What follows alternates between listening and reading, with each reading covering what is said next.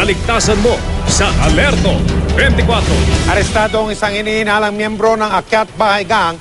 Lamas-masok daw siya sa ilang bahay kasi isa siyang aircon technician. Si Emil Sumangin ng Alerto 24, eksklusibo.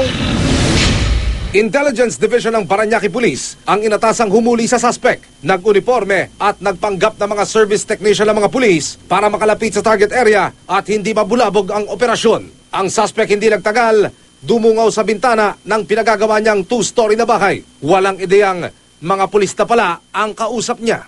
Kinilala ang suspect na si Lester Pelaez, 21 anyos, miyembro ng notorious na Akyat Bahay Gang at wanted sa kasong may kinalaman sa illegal na droga at robbery. Ayon sa impormasyong hawak ng pulisya, kabilang si Pelaez sa mga nasa likod ng tumataas na antas ng lakawan sa mga exclusive subdivision sa Southern Metro Manila. Kinuha raw ng sindikato ang serbisyo ni Pelaez dahil nakakalabas-masok na ito sa mga gwardyadong mga residential area na kilala na bilang isang air-conditioned technician. Ginagamit niya itong pagkakataon na ito na makapasok freely kung sa malaman niya yung mga rota papasok sa loob ng bahay. And that is how nakakuha siya ng inside information. So ito, sir, ayon sa PNP, malaking tulong ang pagpapakawala ng mga aso sa bakuran. Pero iba pa rin daw ang tulong kung may CCTV. Gaya na lang ng CCTV video na ito na ibinigay ng isang concerned citizen sa GMA News. Dumating ang mga suspect lulang isang modelong sasakyan.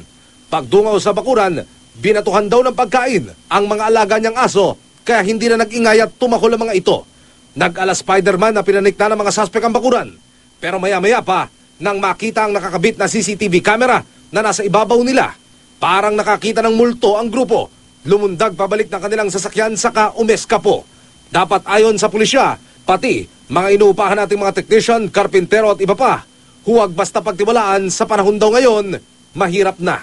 Please be very careful when you choose yung service na magpo-provide sa inyo ng mga repairs or kung ano man.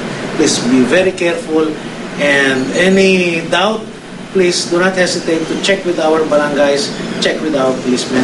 Para naman sa nadakip na suspect na si Pelaez, panandali ang saya lamang ang nakuha niya sa sindikato at labis niya na itong pinagsisisihan ngayon. Emil Sumangin, Alerto 24.